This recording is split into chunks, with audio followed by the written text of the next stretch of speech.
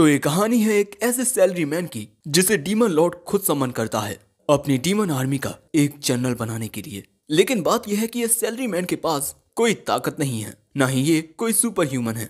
ये बस एक मामूली सा नाकाम निठल्ला सैलरी मैन है। तो डीमन लॉर्ड ने इसे समन क्यों किया, चलिए जानते हैं। कहानी की शुरुआत में हमें एक बहुत ही खतरनाक जगह का सीन दिखाया जाता है और इसके बाद हम डार्क किंग को देखते हैं। सामने आओ मेरे डीमन आर्मी के 4 इलाइट जनरल्स। सबसे पहले आती है इन्फर्नो असेलेंट उलमेंड्रा, फिर आता है आर्कमेज ऑफ स्टॉर्म्स सिल्फिड, फिर आता है अर्थन वेस्टियन जीनोम, और वो चौथा जनरल जो हमारी डीमन आर्मी का बल और गौरव बनेगा, जिसके जरिए हम इस पूरी दुनिया पर राज कर पाएंगे। द चूजन इलाइट जनरल, जिसे मैं दूसरी दुनिया से सम्मान करूंगा, वो जिसके पास पानी की ताकत होगी। मेरे सामने आओ। जिसके बाद पानी का एक बहुत बड़ा धमाका होता है और फिर सबके सामने आता है वो चौथा मेंबर, मैनेजर देनोसुके उचिमुरा। लो भैया, ये आ गया दूसरी दुनिया का एक सैलरी मैन बेचारा। हेलो गाइस, मैं हूँ देनोसुके उचिमारू, एक मामूली सैलरी मैन।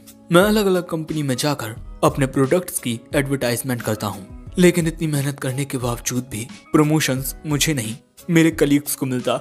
और फिर एक दिन मुझे मिला ट्रांसफर ऑर्डर कि मुझे विदेश जाना पड़ेगा।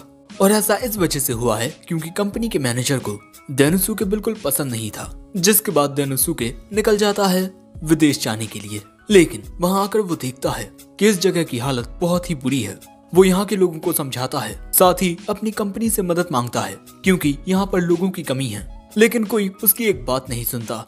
इसीलिए जो उसके कंपनी के लोग थे उन्होंने भी देनोसुके पर कभी भरोसा नहीं किया। देनोसुके को लग रहा था कि वो विदेश जाकर भी अगर अपनी पूरी मेहनत करेगा तब सब कुछ सही हो जाएगा, और इसी वजह से देनोसुके ने दिन रात ना देखते हुए बस अपना काम किया। देनोसुके की मेहनत देख उसके कलीग्स भी उसका साथ देने के लिए आ गए। धीरे धीरे काम सही होने लगा, लेकिन तभी देनोसुके को पता चला कि फिर से उसका ट्रांसफर कर दिया गया है। उस जगह की ओर जाते हुए देनोसुके के जहन में एक ख्याल आता है कि आखिर मैं ये सब किसके लिए कर रहा हूँ। तभी एक पापा की परी आकर देनोसुके में स्कूटी मार देती है। बेचारा देनोसुके हवा में उड़ जाता है और फिर देनोसुके सीधा पहुंचता है यहाँ। अपने आसपास के लोगों को देख बेचारा बहुत डरा हुआ है, मैं कहाँ हूँ और ये लोग कौन है। लेकिन तभी डार्क किंग कहता है, तुम्हारा स्वागत है देनोसुके उचिमुरा, और आज से तुम मेरे 4 इलाइट जनरल्स में से एक हो। ये सोचता है कि क्या डीमन जनरल, वो भी मैं, पर क्यों। डार्क किंग कहता है, देनोसुके अब तक तुमने जहां पर भी काम किया है तुमने वहां अपनी काबिलियत दिखाई है। मैंने तुम्हारे सारे रिकॉर्ड्स चेक किए, तुम मेरी आर्मी में एक जनरल बनने के लायक हो, और मैं खुद द डार्क किंग मेरी डीमन आर्मी में तुम्हारा स्वागत करता हूँ। तुम मेरे 4 इलाइट जनरल्स में से एक हो और यहाँ तुम्हें बहुत फायदे मिलेंगे। तुम्हें काम के लिए जो चाहिए होगा मैं उसका इंतजाम करूंगा। तुम अपने अनुसार अपने सबऑर्डिनेट्स चुन सकते हो। देनोसुके कहता है कि अरे ये सब तो बहुत बढ़िया है, और डार्क किंग उससे ये भी कहता है कि अगर तुम मेरे ऑफर को ठुकराना चाहते हो तब मैं तुम्हें तुम्हारी दुनिया में वापस भेज दूंगा। तो तुम्हारा फैसला क्या है देनोसुके उचिमारू। ये सुन पहले तो देनोसुके खुश हो जाता है, लेकिन इसके बाद वो याद करता है कि अब तक उसके साथ क्या क्या हुआ है। कंपनी में कभी भी किसी ने उसकी इज्जत नहीं की। फिर देनोसुके कहता है, मेरी दुनिया में कभी किसी ने मेरे काम की इज्जत नहीं की। शायद उनकी नजरों में ना ही मेरा काम और ना ही मैं कोई मायने नहीं रखते थे, और मुझे नहीं लगता कि मुझ जैसे एक नाकाम शख्स को आप जैसे डार्क किंग की आर्मी में एक जनरल बनने का हक है। लेकिन डार्क किंग कहता है, वो सब बेवकूफ थे जिन्होंने तुम्हारी काबिलियत को नहीं पहचाना, लेकिन मैं जानता हूँ कि तुम कितने काबिल हो। तुम्हारी मेहनत का एक एक कतरा तुम्हारी काबिलियत की गवाही देता है। और मेरी बात जरा ध्यान से सुनो, तुम्हारी पिछली कंपनी या उसके एम्प्लॉय ये तय नहीं कर सकते कि तुम कितने काबिल हो, और ना ही तुम खुद ये कह सकते हो कि तुम नालायक हो। मैंने तुम्हें यहाँ इसीलिए बुलाया क्योंकि मुझे तुम्हारी जरूरत है।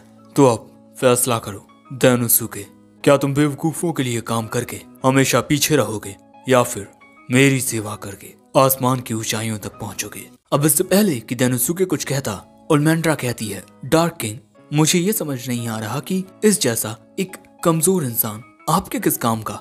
ये दोनों जनरल्स भी उलमेंड्रा की बात से सहमति रखते हैं। डार्क किंग कहता है, ओह तो तुम तीनों का ये कहना है, चलो ठीक है, तो हम इसका टेस्ट लेते हैं। हम तुम्हारी योग्यताओं की परीक्षा लेंगे। बेचारा डेनोसुके घबरा जाता है और इससे पहले कि वो डार्क किंग से कुछ कहता, उलमेंड्रा कहती है, अब आएगा चीजों में मजा। मैंने सुना है कि दूसरी दुनिया के लोगों में खास ताकतें होती हैं और मैं वो ताकतें देखना चाहती हूँ। और इसके बाद वो पूरी ताकत से डेनोसुके में लात मारने वाली होती है। डेनोसुके को लगता है कि अब तो मैं गया भैया, लेकिन तभी डार्क किंग आकर उसे रोक देता है और कहता है, अपने इमोशंस पर काबू पाना सीखो। बेचारे को जरा ध्यान से देखो, वो डर की वजह से बेहोश हो चुका है। और साथ ही मैं तुम्हें बता दूं कि ये एक मामूली इंसान है, इसमें कोई खास ताकतें नहीं है।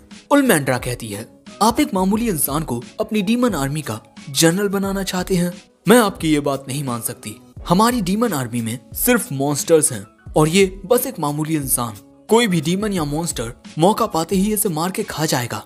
और हमें यहाँ ये भी पता चलता है कि उलमेंड्रा एक डीमन है और जीनोम एक डेमी ह्यूमन, जिस वजह से ना जाने क्यों इन दोनों के बीच बहस होने लगती है। तभी डीमन लॉर्ड कहता है कि मुझे इस इंसान से जादुई ताकतें नहीं चाहिए, बल्कि सिर्फ रिसोर्सफुलनेस चाहिए। तभी होश में आकर डेनोसुके कहता है, नहीं नहीं, मैं यहाँ कुछ नहीं कर पाऊंगा। अरे उसकी एक लात में वो मरने वाला था। डार्क किंग कहता है, मैं बस तुम्हारी काबिलियत देखना चाहता हूँ। डेनोसुके को लगता है कि अब उसका कोई अदर वर्ल्डली एंट्रेंस एग्जाम होगा, लेकिन डार्क किंग कहता है, इस वक्त हमारी डीमन आर्मी आसपास की जनजातियों से समझौता करने की कोशिश कर रही है, जैसे सैलमेंडर जनजाति या वेयरवुल्फ जनजाति। लेकिन इस वक्त सबसे बड़ी दिक्कत का विषय माइनोटॉर जनजाति के साथ है और यही तुम्हारा एग्जाम होगा।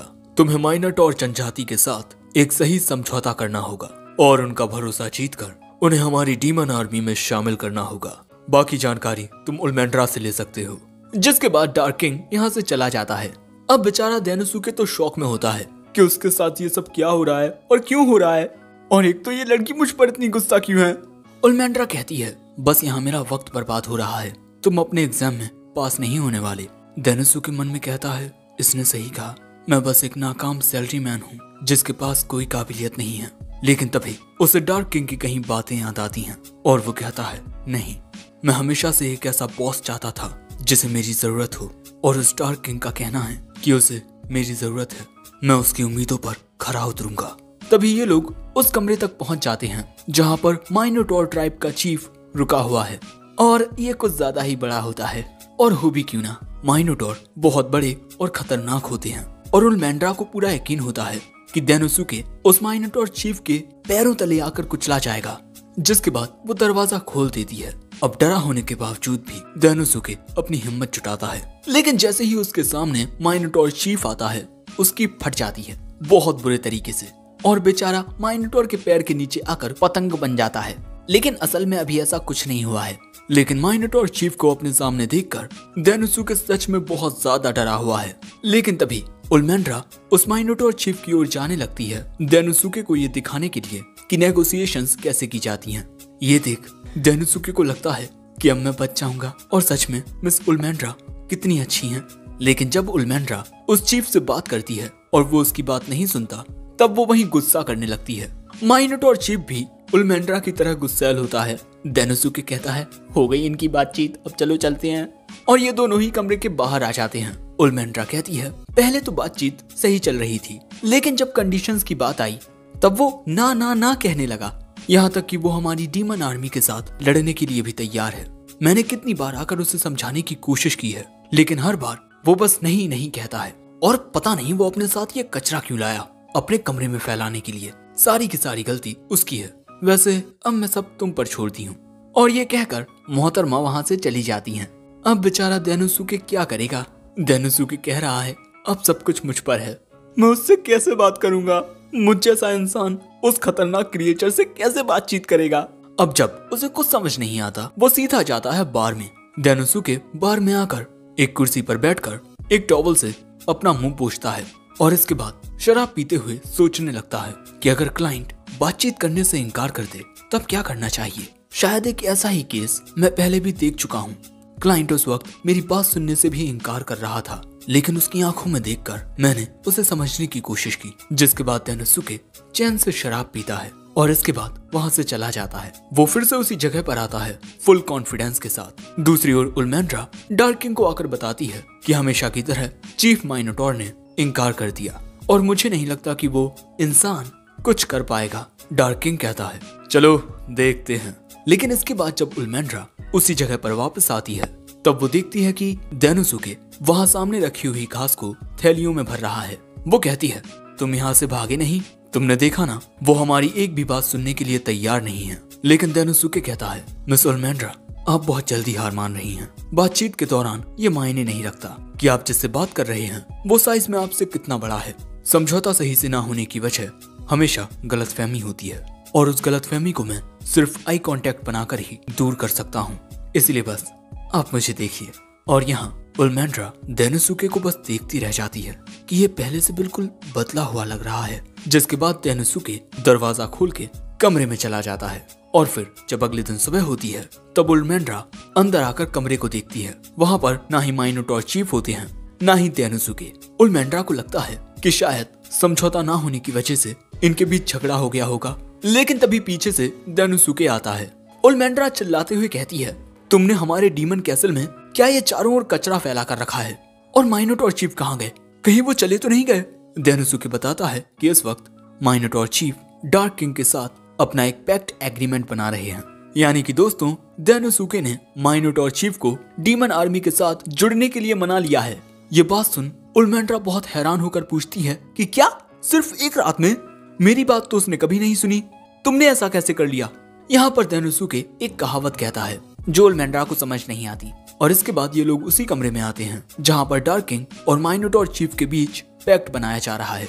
यहाँ डेनोसुके कहता है मिस उल्मेंड्रा आपको लग रहा था कि माइनोटॉर चीफ हमारे साथ समझौता नहीं करना चाहते, बल्कि उनकी नजरों में समझौता सही से हो रहा था। मुझे याद है जब एक बार मैं विदेश की कंपनी के साथ नेगोशिएशन के लिए गया था तब मैंने उन्हें बार बार मनाने की कोशिश की, लेकिन वो मेरी बात ही नहीं सुन रहे थे। इसीलिए मुझे लगने लगा कि अब ये समझौता नहीं होने वाला। लेकिन तभी अचानक उस आदमी ने मेरी ओर मुस्कुराते हुए अपना हाथ बढ़ाया, क्योंकि उनके लिए इमोशनल और अच्छे डिस्कशंस ज्यादा मायने रखते हैं। इसीलिए जब हम किसी टॉपिक पर ज्यादा डिटेल में बात करते हैं तब ये एक पॉजिटिव गेस्चर होता है, क्योंकि डिटेल में बात करने पर ही गलतफहमियां दूर की जा सकती हैं। मैंने माइनोटॉर चीफ की आंखों में आंखें डालकर बात की, तब उन्होंने मुझे बताया कि जब तुम उनसे नेगोशिएशन की बात करने जाती और गुस्सा कर बैठती तब उन्हें समझ नहीं आता कि आखिर ये गुस्सा क्यों कर रही है। और इसके अलावा माइनोटॉर ट्राइब के लोगों को घास पर लेटना पसंद होता है, और क्योंकि उनके कमरे में घास नहीं थी इसीलिए वो सही से सो नहीं पाए, और सही से ना सोने की वजह से ही वो थोड़े गुस्से में रहते। यानी कि उल्मेंड्रा माइनोटॉर चीफ को सही से समझ नहीं पाई। लेकिन माइनोटॉर चीफ आकर कहता है कि इसमें मेरी भी गलती है, हम दोनों ही एक दूसरे को सही से समझ नहीं पाए, माफ करना। और इसके बाद वो उल्मेंड्रा से हाथ मिलाता है और डेनोसुके को शुक्रिया कहता है, क्योंकि ये सब उसी की वजह से हुआ है। जिसके बाद हम देखते हैं कि माइनोटॉर चीफ अपनी घास लेकर यहाँ से चला जाता है, और तभी इनके पास डार्क किंग आकर कहता है मैंने कहा था ना कि डेनोसुके में काबिलियत है, तुमने बहुत अच्छा काम किया डेनोसुके, और मैं तुम्हारा हमारी डीमन आर्मी में एज एन इलाइट जनरल स्वागत करता हूँ। अपना हाथ उठाओ डेनोसुके। डेनोसुके अपना हाथ उठाता है, जिसके बाद डार्क किंग अपनी मैजिकल पावर से एक ब्रेसलेट बनाकर उसे डेनोसुके को पहना देता है। ये वो निशानी है जिससे हर कोई जान जाएगा कि डेनोसुके डीमन लॉर्ड की आर्मी में 4 इलाइट जनरल्स में से एक है। आगे डार्क किंग कहता है तुम्हें किसी और की बात सुनने की कोई जरूरत नहीं है, तुम्हें अपना काम जिस तरह से सही लगे वैसे करो। ये सुन डेनोसुके कहता है शुक्रिया डार्क किंग। लेकिन तभी उल्मेंड्रा डेनोसुके की ओर कुछ इस तरह इशारा करती है, लेकिन इसे समझ ही नहीं आता। बेवकूफ, मैं कह रही हूँ कि अपना हाथ उठाओ। जिसके बाद हम देखते हैं कि ये दोनों अपने हाथ उठा लेते हैं और ये कहती है मैं उल्मेंड्रा हूँ द इन्फर्नो असैलन। ये कहता है और मैं डेनोसुके उचिमुरा हूँ, विदेश से आया मैनेजर। दोस्तों इसी तरह खुद को इंट्रोड्यूस करके उल्मेंड्रा के क्लैन के लोग अपने नए दोस्तों का स्वागत करते हैं। लेकिन तुम इसका कोई गलत मतलब मत निकाल लेना, मुझे अब भी तुम्हारी काबिलियत पर शक है। वो कहता है ठीक है। और इसके बाद एक साथ आगे बढ़ते हुए उल्मेंड्रा कहती है आगे की सारी नेगोशिएशंस भी तुम्हें ही करनी है डेनोसुके। वो कहता है हाँ बिल्कुल मिस उल्मेंड्रा। और ये देख डार्क किंग कहता है इसी तरह एक दूसरे की मदद करते हुए हमारी डीमन आर्मी और भी ताकतवर बनेगी। लेकिन अभी भी हमारी आर्मी पूरी नहीं हुई है और हमारी एकमात्र उम्मीद डेनोसुके उचिमुरा है, वो उम्मीद जो हमें रास्ता दिखाएगी और हमारा वर्चस्व पूरी दुनिया में लहराएगी। और हाँ, इसी के साथ ही एपिसोड 1 एंड होता है। एपिसोड 2 की शुरुआत में हम डेनोसुके को देखते हैं, जो सोच रहा था मुझे इस दूसरी दुनिया में सम्मन किया गया है, वो भी डीमन आर्मी का एक जनरल बनाकर, और अब मेरे पास खुद का ऑफिस भी है, जो मैंने कभी सोचा नहीं था कि मुझे कभी मिलेगा। लेकिन मैं अभी भी काफी परेशान हूँ, क्योंकि ना जाने डार्क किंग को मुझ जैसे नाकाम और निठल्ले सैलरी मैन में ऐसा क्या दिख रहा है जो उन्होंने मुझे अपना एक जनरल बना लिया। लेकिन इसके बाद जैसे ही डेनोसुके खिड़की खोलता है, उसके कमरे में काफी सारे डीमन चमगादड़ आ जाते हैं और डर के मारे वो जोर से चिल्लाता है।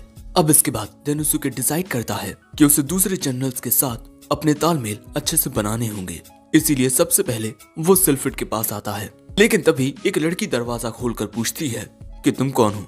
ये कहता है मेरा नाम डेनोसुके है और हाल ही में मैं 4 ग्रेट जनरल्स में से एक बना हूँ और मैं यहाँ मिस्टर सिल्फिड से मिलने आया हूँ। लेकिन वो लड़की बताती है कि इस वक्त मिस्ट्रेस सिल्फिड यहाँ नहीं है, यानी कि सिल्फिड एक लड़की है और मैं बेलिंडा हूँ, उनकी असिस्टेंट, और मैं उन्हें आपके आने के बारे में बता दूंगी। अब आप यहाँ से जा सकते हैं। डेनोसुके कहता है अरे इनसे तो मैं नहीं मिल पाया, चलो दूसरे के पास चलते हैं। लेकिन तभी वहाँ उलमैंड्रा आ जाती है और वो डेनोसुके को बताती है कि डार्क किंग उसे बुला रहे हैं, उसके लिए एक नया काम आया है। अब अगले सीन में डार्क किंग डेनोसुके को बताते हैं कि अब उसे ओग्रे ट्राइब के साथ समझौता करना होगा।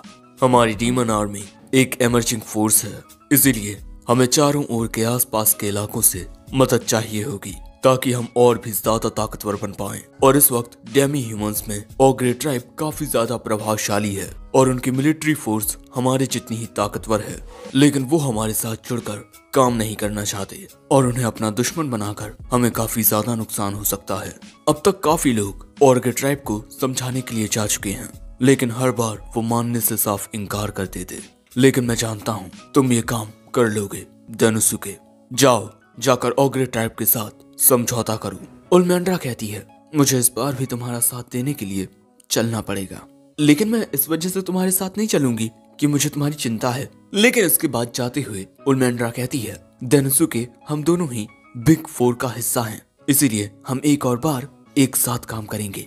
डेनोसुके कहता है कि ठीक है, लेकिन मुझे पहले मिस जीनोम से जाकर मिलना है, क्योंकि मिस जीनोम ही डेमी ह्यूमन फोर्सेस की लीडर हैं और ओग्रे ट्राइब भी डेमी ह्यूमंस में आती है, तो शायद मिस जीनोम हमारी कुछ मदद कर पाए। लेकिन तभी उलमैंड्रा अब डेनोसुके के साथ जाने से मना कर देती है, ये कहकर कि उसे कोई और काम याद आ गया है। डेनोसुके कहता है ठीक है, तब मैं अपने काम पर जाता हूँ और तुम अपने काम पर जाओ। लेकिन हम साफ देख सकते हैं कि उलमैंड्रा किसी बात से तो नाखुश हुई है। जिसके बाद हम कुछ डेमी ह्यूमंस को देखते हैं जो अपनी ट्रेनिंग कर रहे थे, और इसके बाद मिस जीनोम सभी डेमी ह्यूमंस से कहती हैं तुम सभी की फाइटिंग स्किल्स दिन ब दिन इम्प्रूव हो रही हैं, अब तुम थोड़ा आराम कर सकते हो। और इसके बाद वो डेनोसुके से जाकर पूछती है तो आप यहाँ क्या कर रहे हैं। वो कहता है कि मैं यहाँ ओग्रे ट्राइब के बारे में पूछने आया हूँ, क्योंकि डार्क किंग ने अब मुझे ओग्रे ट्राइब के साथ समझौता करने के लिए कहा है। जो सुन मिस जीनोम कहती हैं कि ओग्रे ट्राइब के चीफ ओगुरे को समझा पाना काफी मुश्किल होगा, क्योंकि उसे एक डिक्टेटर भी माना जाता है। बाकी सब तुम खुद देख लेना और जल्दी से मेरी नजरों के सामने से इस वाहियात चीज को हटाओ, क्योंकि उस जैसी डीमन को देख मेरे सबऑर्डिनेट्स को अच्छा नहीं लग रहा। तभी डेनोसुके अपने पीछे देखता है कि उसके पीछे बहुत ही ज्यादा गुस्से में उलमैंड्रा होती है। अरे आप यहाँ क्या कर रही हैं मिस उलमैंड्रा। वो कहती है तुम्हें आने में देर हो रही थी, इसीलिए मैं तुम्हें लेने आई। और तुमने मुझे वाहियात चीज कैसे कहा। तुम्हारे कान बंद करने से कुछ नहीं होगा, मेरी बात सुनो, मैं कुछ कह रही हूँ। डेनोसुके सोचता है कि क्या यार, ये हमेशा गुस्सा करती रहती है। जिसके बाद हमें ओग्रे ट्राइब का महल दिखाया जाता है, जहाँ के गार्ड्स ने इन दोनों को अंदर जाने से रोक दिया है, क्योंकि जब तक इनके चीफ इन्हें परमिशन नहीं देते ये दोनों अंदर नहीं जा सकते। जो देख डेनोसुके सोचता है डार्क किंग ने सही कहा था, ये नेगोशिएशन बहुत ज्यादा मुश्किल होने वाली है। लेकिन तभी डेनोसुके ये देख घबरा जाता है कि फिर से उलमैंड्रा को गुस्सा आने लगा है। लेकिन तभी अंदर से एक फीमेल ओग्रे आकर कहती है आप दोनों ने इतना इंतजार किया उसके लिए शुक्रिया, अब आप दोनों अंदर आ सकते हैं। जिसके बाद ये दोनों उस लड़की के साथ अंदर जाने लगते हैं। यहाँ पर आते वक्त डेनोसुके अपने चारों ओर देख रहा था। तभी उलमैंड्रा उससे कहती है कि चौकन्ने रहना, क्योंकि ओग्रे ट्राइब काफी ज्यादा ताकतवर है और इस बार हमें काफी दिक्कत होने वाली है। डेनोसुके मन में कहता है मिस जीनोम ने ये खुद कहा है कि ओग्रे चीफ को उसके दुश्मन एक डिक्टेटर मानते हैं। जिसके बाद ये लोग एक और गेट के सामने पहुंचते हैं और इसके आगे इन दोनों को ही जाना होगा। जिसके बाद ये दोनों इस कमरे के अंदर जाने लगते हैं और अंदर आते ही इन्हें सामने दिखाई देता है ओग्रे ट्राइब का चीफ ओगुरे। इन दोनों को देख ओगुरे कहता है, तुम चिरकुट हमेशा मेरी इजाजत के बिना आते हो। मैं तुम्हें बता दूं कि जब तक मैं जिंदा हूँ मैं तुम लोगों को कोई इजाजत नहीं देने वाला। अगर तुम कुछ करना ही चाहते हो तो हमारी आर्मी के सामने सरेंडर कर दो, और अगर तुम चाहते हो कि मैं तुम्हारे साथ कोई समझौता करूं तो मेरी एक शर्त है, तुम्हें मेरे कदमों में अपने डार्क किंग का सिर लाकर रखना होगा। लेकिन उसकी ये बात सुन उलमेंड्रा के सब्र का बांध टूट जाता है और वो कुछ कहने ही वाली थी, लेकिन तभी देनुसुके उसे रोक देता है और खुद कहता है, आपने अपना कीमती वक्त निकालकर हमें जो ऑफर दिया है हम उसके बारे में जरूर सोचेंगे। और इसके बाद वो उलमेंड्रा को लेकर वहाँ से जाने लगता है। अब बाहर आकर उलमेंड्रा अपना पूरा गुस्सा निकालती है, वो बुढ़ा, मैं उसके टुकड़े टुकड़े करके कुत्तों को खिला दूंगी। लेकिन देनुसुके उलमेंड्रा को समझाता है कि वो ओग्रे चीफ यही चाहता है, वो हमें गुस्सा दिलाकर इस नेगोशिएशन को पूरी तरह से बर्बाद करना चाहता है। भले ही उस ओग्रे चीफ को हमारे साथ समझौता करने में कोई दिलचस्पी ना हो, लेकिन वो एक क्लैन का लीडर है और लीडर होने के नाते वो नहीं चाहेगा कि उसके ट्राइब को बेफजूल में ही खतरे का सामना करना पड़े। इसीलिए वो अपनी बातों से हमें गुस्सा दिलाकर डार्क किंग से यही कहेगा कि तुमने ये कैसे लोग भेजे थे नेगोशिएशन के लिए, मुझ पर ही चिल्ला कर गए हैं। उलमेंड्रा पूछती है, क्या तुम्हें उसकी बातों से गुस्सा नहीं आया? वो कहता है, हाँ बिल्कुल आया, लेकिन इस वक्त हमें अपने गुस्से पर काबू रखना होगा, वरना इससे डार्क किंग को परेशानी हो सकती है। अगर इस वक्त वो हमारे साथ समझौता नहीं करना चाहते तब हम उन्हें फोर्स नहीं करेंगे, वरना इससे बात और बिगड़ जाएगी। सो उलमेंड्रा पूछती है, तो अब हम क्या करें? अब इससे पहले कि देनुसुके कुछ सोचता, ये मोहतरमा यहाँ आ जाती हैं और ये ओ लुलु है, ओगुरे की बेटी। ये जान उलमेंड्रा कहती है, अब तुम हमसे क्या चाहती हो? ओ लुलु कहती है, मैं चाहती हूँ कि तुम मेरे पिता ओगुरे को उनकी गद्दी से हटवा दो। अरे भैया ये क्या हो रहा है? अगले सीन में ओलुलु इन दोनों को इनके महल के उस कमरे में लेकर आती है जहाँ पर सारा खाना रखा होता है, लेकिन यहाँ कुछ नहीं होता क्योंकि इस वक्त इनकी ट्राइब में काफी सारी फाइनेंशियल प्रॉब्लम्स आ रही हैं। यहाँ तक कि कई सारे लोगों को तो पेट भर खाना भी नहीं मिल रहा। जो जान देनुसुके कहता है, मुझे लग ही रहा था, मैंने देखा कि उन गार्ड्स के आर्मर थोड़े टूटे हुए हैं। कैसल में भी चारों ओर अंधेरा छाया हुआ है और अक्सर बड़ी कंपनियों के साथ ऐसा ही होता है। जब तक चेन ऑफ कमांड सिंपल रहती है सब कुछ सही चलता है, लेकिन इसके टूटने के बाद दिक्कतें आना शुरू होती हैं और यही इस वक्त यहाँ हो रहा है। और ओग्रे ट्राइब की सभी दिक्कतों का हल डीमन आर्मी के साथ मिलकर ही निकाला जा सकता है, लेकिन मेरे पिता किसी की बात ही नहीं सुन रहे और इसके अलावा वो बीमार भी हैं और इसी वजह से उनसे मिलने से पहले आपको इतना इंतजार करना पड़ा। वो भले से ही सबके सामने ये दिखा रहे हों कि वो बिल्कुल ठीक हैं, लेकिन इस वक्त उनकी हालत बिल्कुल भी सही नहीं है और अगर ऐसा ही चलता रहा तो मेरे पिता का बचना मुश्किल है और अगर उन्हें कुछ हो गया तो हमारी ओग्रे ट्राइब भी नहीं बचेगी, इसीलिए प्लीज कुछ कीजिए। देनुसुके कहता है, मैं तुम्हारी बात समझता हूँ, लेकिन तुमने जो किया वो गलत है। चाहे कुछ हो जाए, किसी ऑर्गेनाइजेशन के किसी भी मेंबर को उनके पर्सनल अफेयर्स के बारे में किसी अनजाने शख्स को नहीं बताना चाहिए, लेकिन तुमने तो अपने बॉस की हालत भी हमें बता दी। तुम्हें भले ही अपने पिता की चिंता हो रही हो, लेकिन तुम एक चीफ की बेटी हो, तुम्हें ऐसी बातों पर और ध्यान देना चाहिए। जो सुन ओलुलु कहती है, आप तो सच में बहुत ही अच्छे हैं जो मुझे मेरी गलती बता रहे हैं। मैं लोगों को पढ़ने में बहुत अच्छी हूँ, इसीलिए प्लीज मिस्टर देनुसुके उचिमुरा आप मुझसे शादी कर लीजिए और हमारी ओग्रे ट्राइब के नए चीफ बन जाइए। ये बात सुन देनुसुके के होश उड़ जाते हैं और उलमेंड्रा गुस्से में आग बबूला होने लगती है। देनुसुके कहता है कि आप ये क्या कह रही हैं? वो कहती है, हमारी ट्राइब का हर एक मेंबर मेरे पिता के साथ है और हमारी ओग्रे ट्राइब को बचाने का सिर्फ अब एक रास्ता है, वो है आपकी मेरे साथ शादी। मुझसे शादी करके आप ओग्रे ट्राइब के नए चीफ बन जाएंगे। लेकिन तभी बीच में उलमेंड्रा आ जाती है, प्लीज हमें इस बारे में सोचने का वक्त दीजिए। जिसके बाद हम देनुसुके को उसके ऑफिस में देखते हैं। मैं क्या करूं, ओग्रे चीफ मेरी बात नहीं सुन रहे और उनकी बेटी, यार मैं क्या करूं। अब यहाँ देनुसुके कुछ ज्यादा ही परेशान होने लगता है, इसीलिए उसकी नजरों के सामने सिर्फ एक उपाय आता है, बार। और अगले सीन में हम देनुसुके को बार में शराब पीते हुए देखते हैं। वहाँ पर उलमेंड्रा भी होती है और तभी अचानक वो देनुसुके से पूछती है, तुम्हें क्या लगता है जंगल का सबसे खतरनाक जानवर शेर ही है ना? लेकिन ये अंकल कह रहे हैं कि वो गोरिल्ला है। ये बारटेंडर कहता है, गोरिल्ला ढपला पीट कर सबको बता देता है कि वो कहाँ है। जो बात सुन उलमेंड्रा हैरान हो जाती है और इसके बाद वो एक ऐसा फैक्ट बताती है जो शेर को वाकई दूसरे जानवरों से महान बनाता है, वो है उसका गौरव। और तभी देनुसुके के दिमाग में क्लिक होता है, गौरव। और अब प्रेजेंट में वो कहता है, चलो अब ये डील करने चलते हैं। अब सुबह होते ही देनुसुके यहाँ से जाने के लिए निकलने वाला है। वहाँ उल्मेंड्रा भी आ जाती है। देनुसुके कहता है, तुम्हें इतनी सुबह बुलाया, माफ करना। वो कहती है, कोई बात नहीं, चलो अब चलते हैं। देनुसुके कहता है, पहले हम ओग्रे ट्राइब नहीं बल्कि कहीं और जाएंगे। बैठो, मैं रास्ते में सब बताता हूँ। जिसके एक हफ्ते बाद ओग्रे ट्राइब में हमें पता चलता है कि ओग्रे चीफ इन दोनों को खुद अपने पास बुलाता है और गुस्से में पूछता है, आखिर दूसरी जातियों ने डीमन आर्मी को ज्वाइन कैसे किया। यहाँ देनुसुके मुस्कुराता है और फिर हमें पता चलता है कि बग्घी में बैठकर देनुसुके उल्मेंड्रा को बताता है कि पहले हम दूसरी जातियों को अपने साथ जोड़ेंगे, क्योंकि इस वक्त उन्हें भी काफी दिक्कतों का सामना करना पड़ रहा है। पहले ओग्रे ट्राइब दूसरी जातियों को संभाले रहती, लेकिन अब उनकी खुद की हालत खराब है और हमारे इस मिशन का नाम होगा ऑपरेशन स्ट्रॉन्ग होल्ड। और अब प्रेजेंट में उल्मेंड्रा को समझ आता है कि आखिर देनुसुके ने वो सब क्यों किया। देनुसुके पहले भी इस स्ट्रेटजी का यूज कर चुका है, जहाँ पर एक बहुत ही बड़ी कंपनी देनुसुके से बातचीत करने से भी मना कर रही थी, लेकिन इसके बाद देनुसुके ने उस बड़ी कंपनी के आसपास की छोटी कंपनियों को अपने साथ जोड़ लिया। जिसके बाद उस बड़ी कंपनी ने देनुसुके को सामने से बुलाया उसका प्रोडक्ट देखने के लिए। अगर दूसरी जातियों ने डीमन आर्मी को ज्वाइन कर लिया, तब यहाँ द प्राइडफुल ओग्रे चीफ की प्राइड को ठेस पहुंचेगी। और अब आता है नेक्स्ट स्टेप। देनुसुके कहता है, लॉर्ड ओगुरे, दूसरी जातियों को पेट भर खाने को नहीं मिल रहा था, लेकिन डीमन आर्मी को ज्वाइन करने के बाद उनकी हालतों में सुधार आ रहे हैं।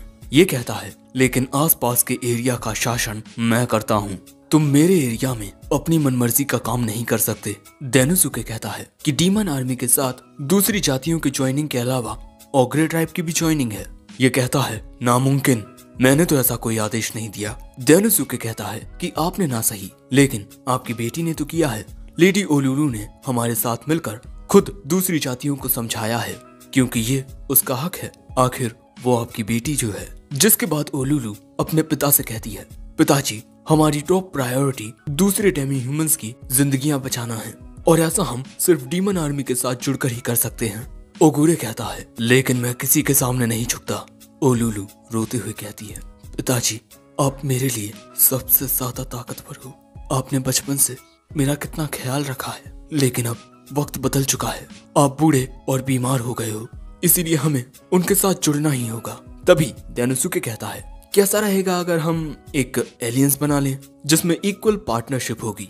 ये बात सुन ओगुरे कहता है, मुझे इस बारे में सोचने के लिए थोड़ा वक्त चाहिए। देनुसुके कहता है, हमारी बात सुनने के लिए शुक्रिया लॉर्ड ओगुरे। लेकिन यहाँ से जाते हुए देनुसुके खुद जानता है कि उसका जवाब क्या होगा। बस उसे ये फैसला लेने के लिए थोड़ा वक्त चाहिए। और इसके बाद ओलुलू भी अपने पिता को शुक्रिया कहती है और फिर वहाँ से जाने लगती है। अपनी बेटी को देख ओगुरे सोचता है, मेरी प्यारी बच्ची अब बड़ी हो गई है। सच में वक्त बदल गया है।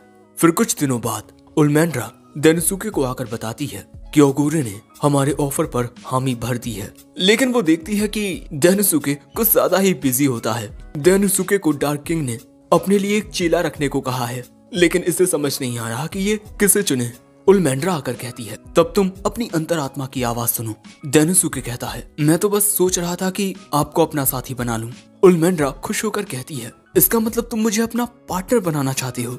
और ऐसे ही वो बहुत ज्यादा खुश होने लगती है। लेकिन तभी कोई दरवाजा खटखटाता है। देनुसुके जाकर देखता है तो ये मिस ओलुलू होती हैं और वो यहाँ पर ओग्रे ट्राइब की रिप्रेजेंटेटिव बनकर आई हैं।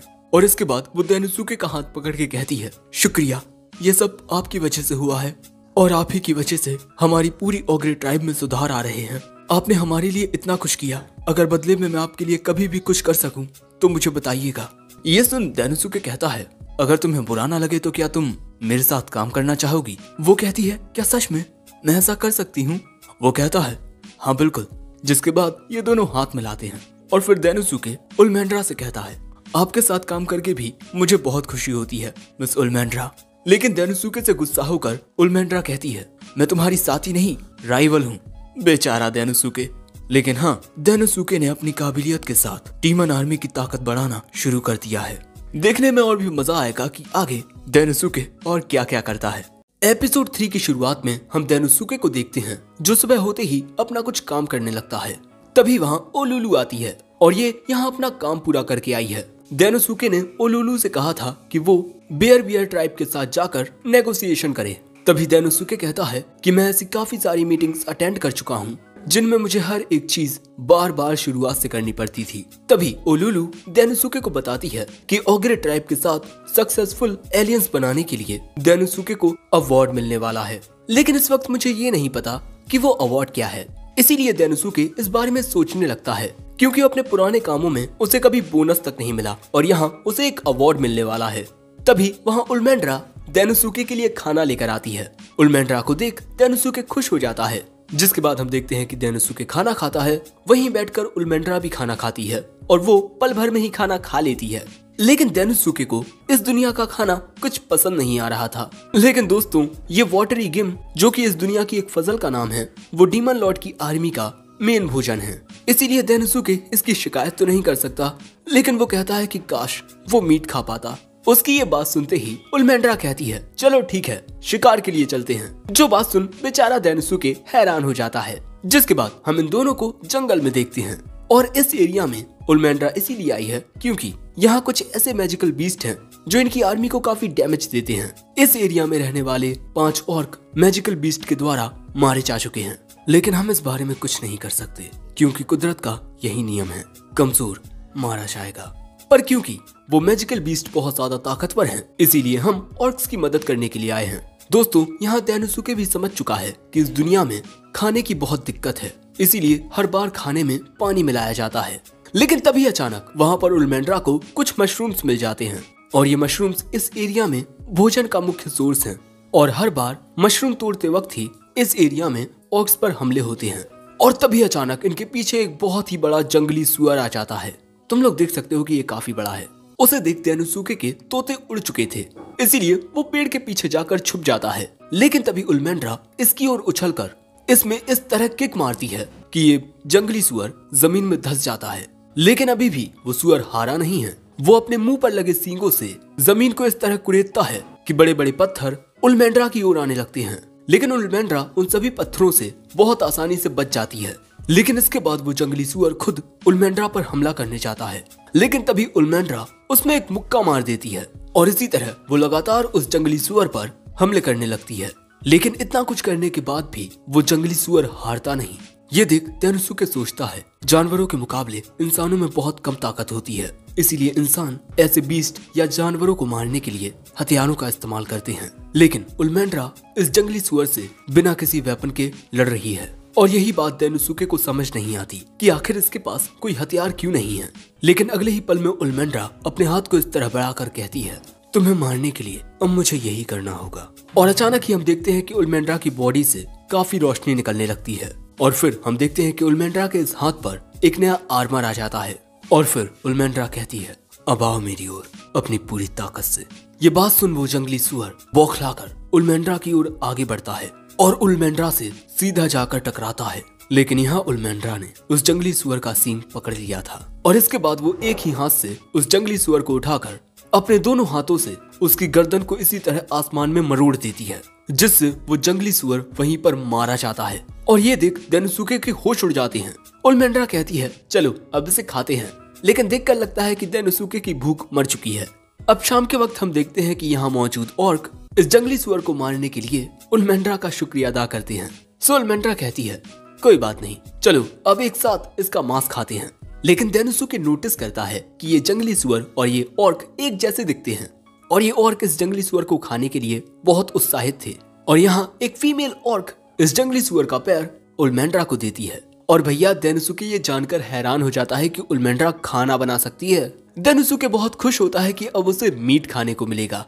डेनोसुके देखता है कि उल्मेंड्रा इसे अपने हाथ की शुद्ध आग पर पकाने वाली है। डेनोसुके इमेजिन करता है कि खाना किस तरह बनकर तैयार होगा, लेकिन अगले ही पल में उल्मेंड्रा अपनी आग से उस मीट को जला देती है और बनकर तैयार है मीट। डेनोसुके कहता है लेकिन ये तो पूरा जल चुका है।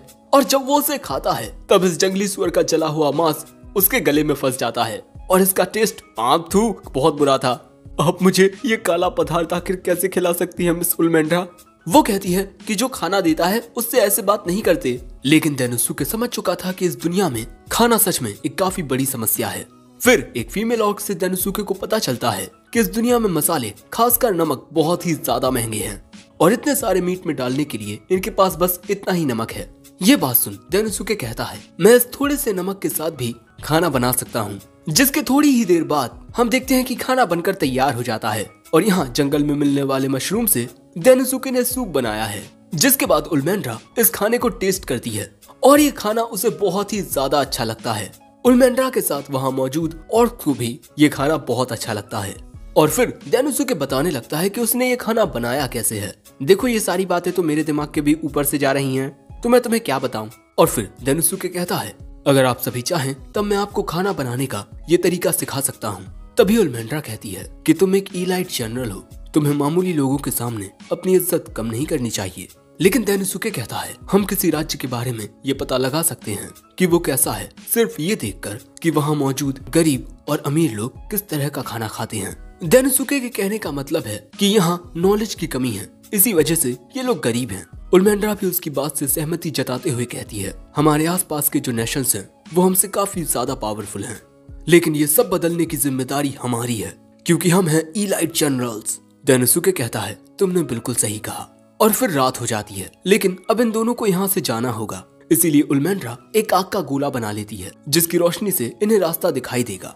और हमें ये बात भी पता चलती है कि मैजिक का यूज सिर्फ डीमंस कर सकते हैं, डेमी ह्यूमंस नहीं।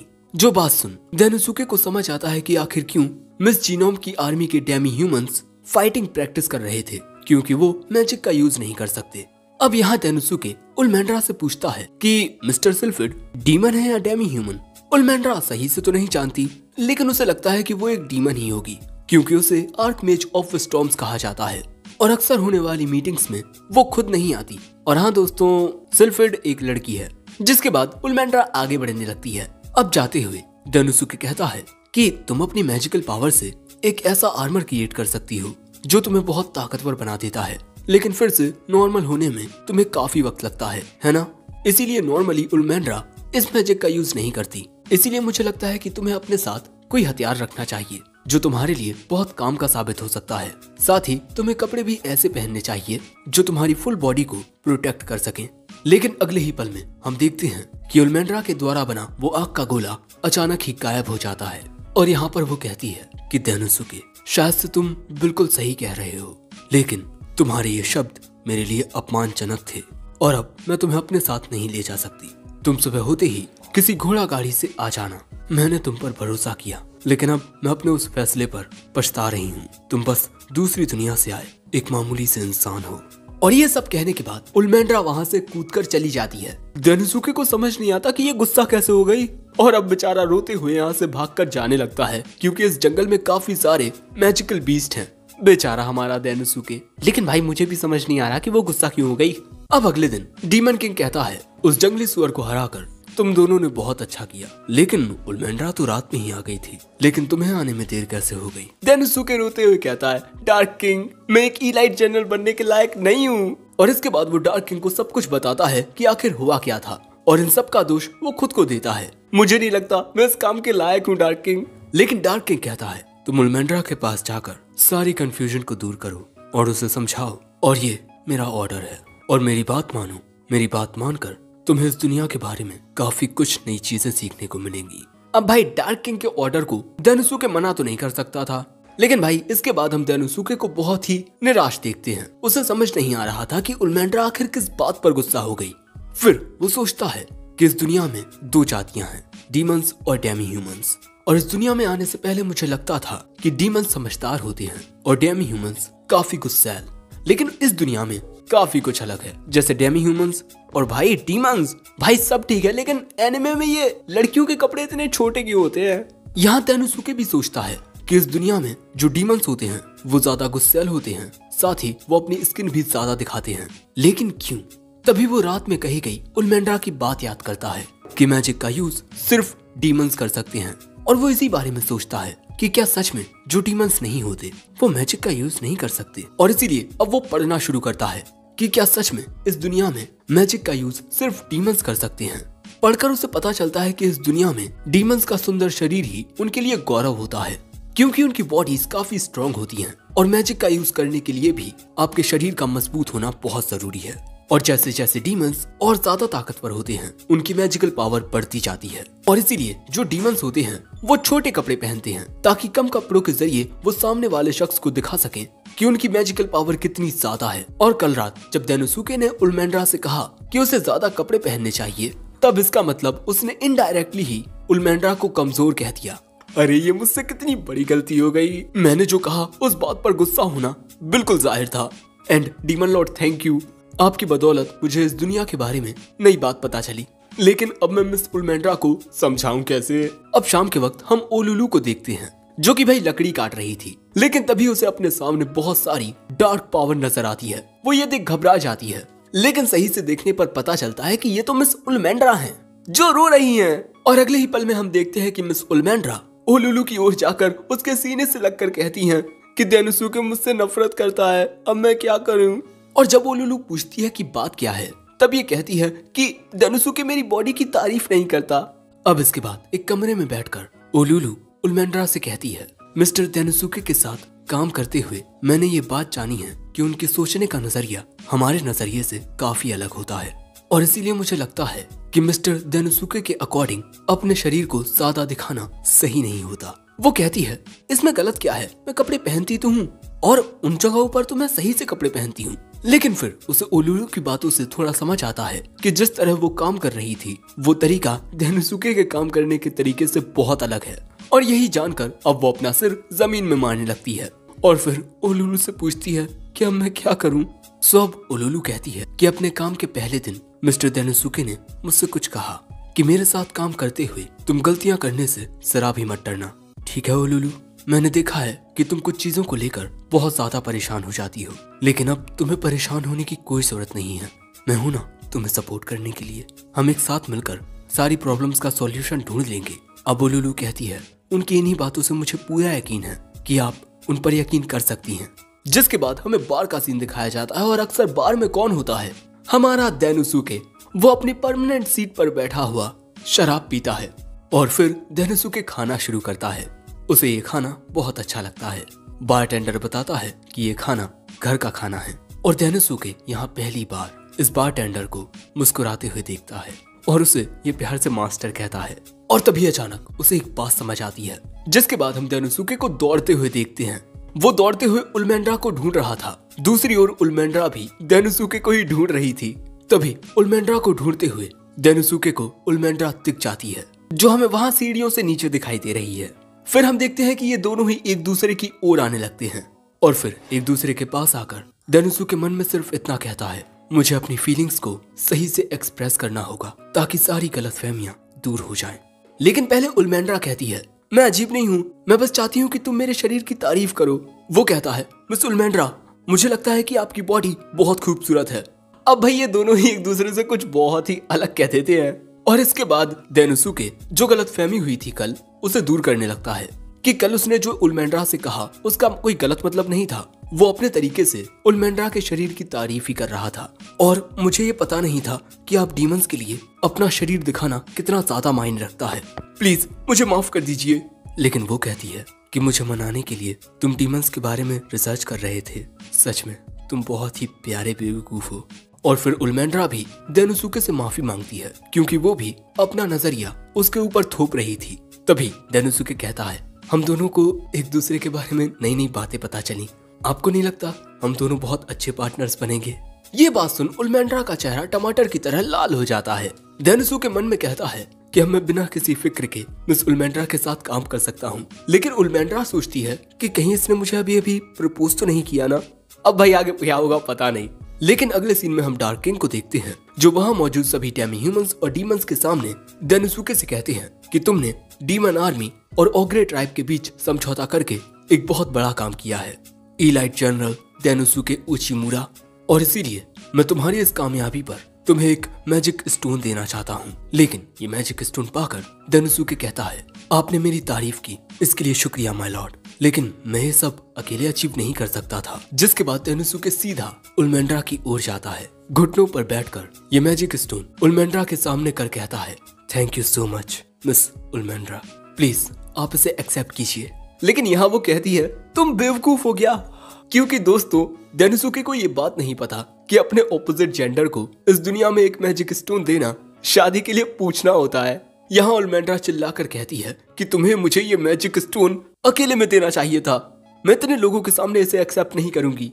लेकिन हम देखते हैं कि मिस सिल्फिड की असिस्टेंट बेलिंडा किसी मैजिक स्टोन के जरिए ये सब देखकर मुस्कुरा रही थी।